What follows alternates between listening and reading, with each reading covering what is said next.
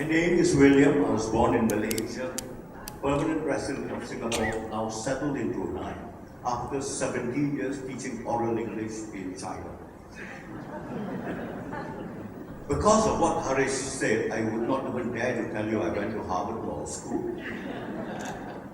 But in my oral English classes in China, I tell them I'm 73 years old this year. I'm old enough to be your grandfather, but you may call me Uncle William. And then I quickly get to ask them, as soon as I can, set the stage up for it. We discuss global warming, climate change, sea level rise. We discuss poverty in the world. We discuss possible nuclear problems. But my question is for Harish, Hande, and Cesar, Romero, and for each and every one of us in this hall. I ask them, whose problem is this? So they always say, environmental protection, sea level rise, global warming. These are our problems. These are problems of the world. These are the problems of human beings. I keep asking them, whose problem is this? Whose problem is this? Whose problem is this? Until they finally get it, and then someone will say, it's my problem. And then I rest. Because I guess this is exactly what we must do, not let Harish or Cesar be the only ones out there addressing these problems. Each and every one of us has got to see what we do in our own lives, how we add to the problem, or we are part of the problem, or more of the problem. So I leave this with you. Thank you.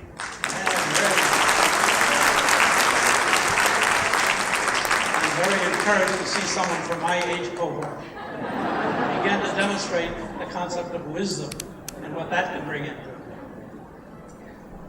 Yeah, good morning. My name is Robin Bradshaw, from country manager from Cathay Pacific here in the Philippines. Firstly, I'd just like to congratulate the organisers for a fantastic conference. The quality of debate, presentation, and ideas is truly world class, and we're very proud to be involved. So well done.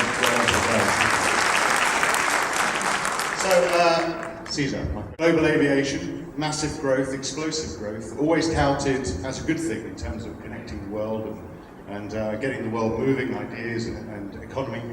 But there's an undoubted environmental cost to that. We're not really clear what it means to be emitting at 35,000 feet, or what the true consequences of that are. And the technology for drop-in jet aviation exists already. We've been trialling it, other airlines have been trialling it. So what do you think the blockers are to that being more widely adopted?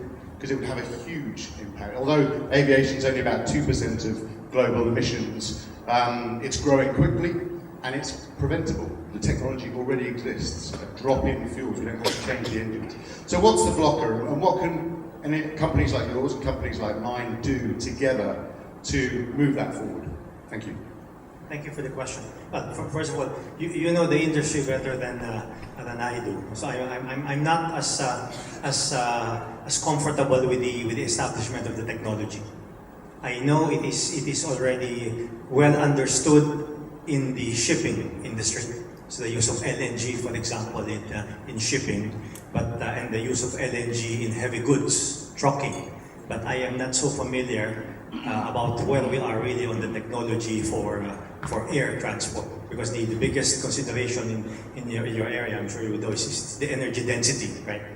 Where do you find an alternative fuel that would allow you to fly the 12-hour intercontinental flight from Manila to New York in one go with that small container that fits into the wings?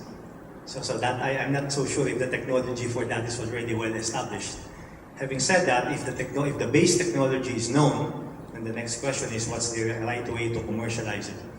So that's the bit. But again, for the heavy goods industry, there are still some, and that's simpler because it's land-based. For the heavy goods industry, there are still really, really big technological barriers. You may recall Elon Musk showed a truck, right? That's supposed to be for road transport, and half of the payload is actually the battery.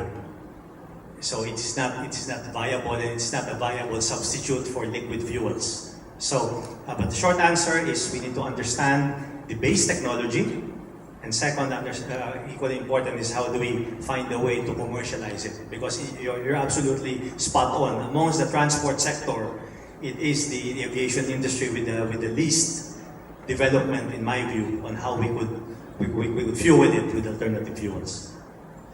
Thank you. So we've got about 7 minutes left. We've got 1, 2, 3, 4, 5 people. So what I'm going to ask you to do, if you could pay attention up there, I'm going to have them just ask the question, and then we'll get through the 5, and then we'll pick up. Hopefully the 2 of you can remember some of the 5 questions. So you can try and make it as brief as you can. Either a comment or a question. Yeah, no, I'm the founder of Liter of Light.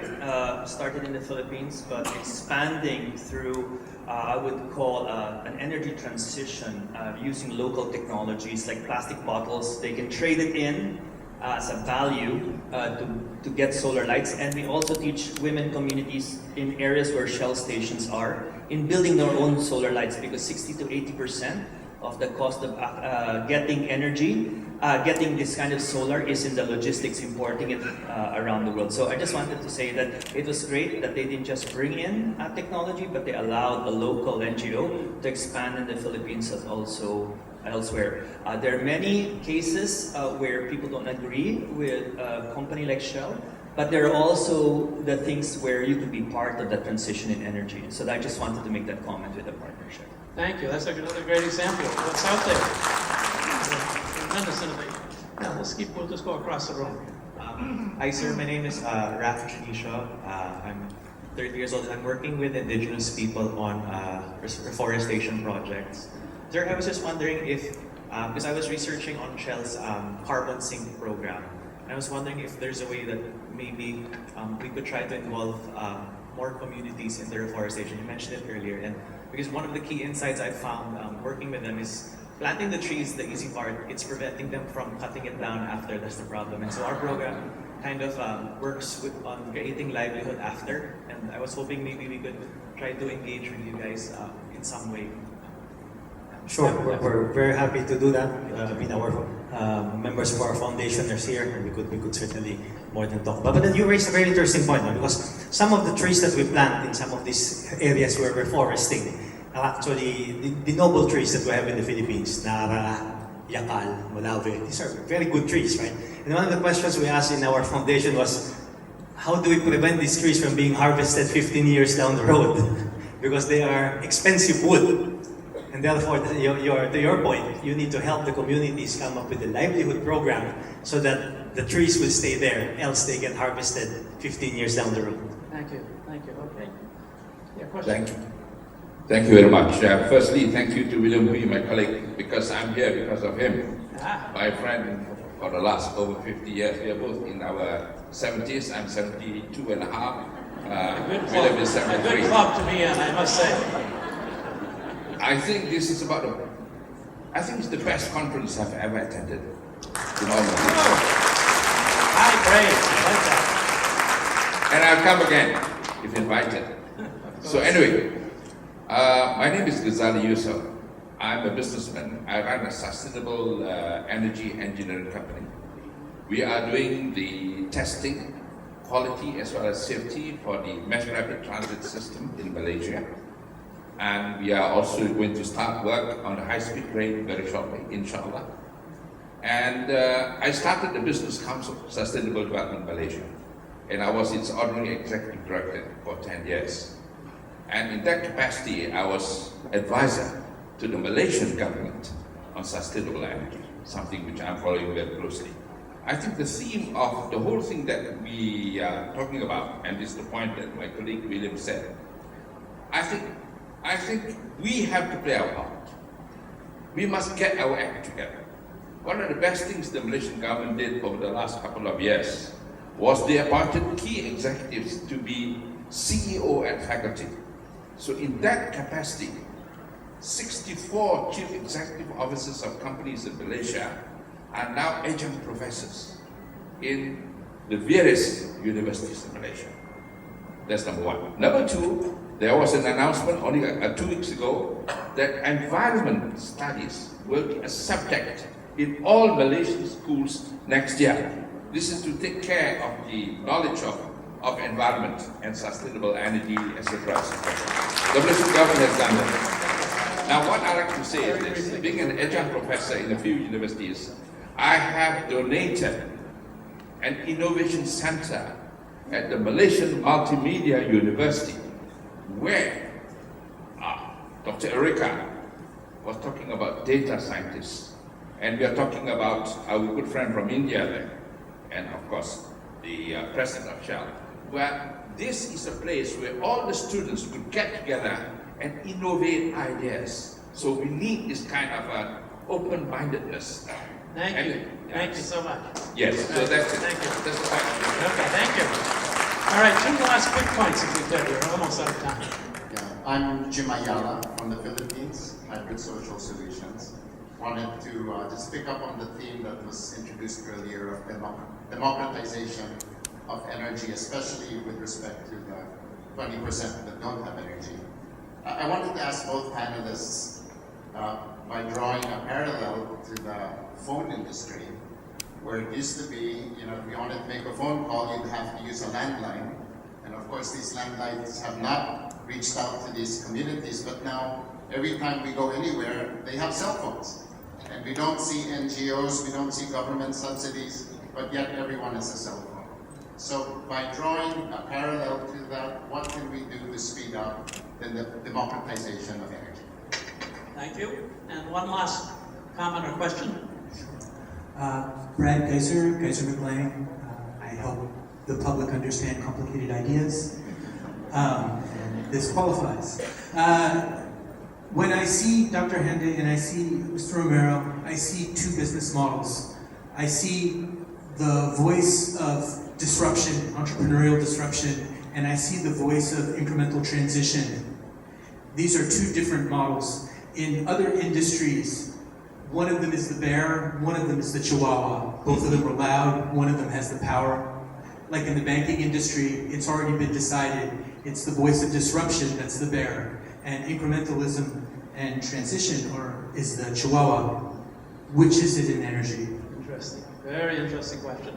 His point about democratization, but I also give a challenge to the young Filipinos who are here is, if you have to look at the transition, and if you look at the bottom, if you look at poor, very poor and abject poverty, the only way that the poor, very poor and abject poverty are going to get out of poverty is through income generation. And a lot of the technologies that exist, whether it's sewing machines, lathe machines, carpentry, all are highly energy inefficient. And we have not innovated on any of these machines. These are not sexy enough to put on your resumes. We would rather work on an app. I think as responsibility, there's a huge potential to look at innovations in real engineering. And real engineering, while on one hand, people would work on aircraft engineering, but there needs to be a mass-scale engineering thought process of technologies that the poor are using. Nobody has worked on a blower for a blacksmith for centuries. Nobody's working on a sewing machine efficiency. Nobody's working on a lathe machine. So please don't escape by going to the United States. Be in the country and start innovating on technologies at the bottom. Thank you, Harish. Thank you for the lively conversation. Indeed, I'd just like to reiterate my plea that this is a challenge that all of us are confronted with, and it can only be solved with a tripartite collaboration between the consumer, industry, and government. And this is not something that's just addressed on the supply side. As you said, will have to be addressed on the demand side of things. So, and at the end of the day, this is not somebody else's problem. This is collectively our problem. Thank you very much. So, on behalf of all of us, I want to thank both of you for really stimulating. My only regret is we've run out of time, because you can see there's a lot of energy about energy. So, thank you again very much. Thank you. Thank you very much.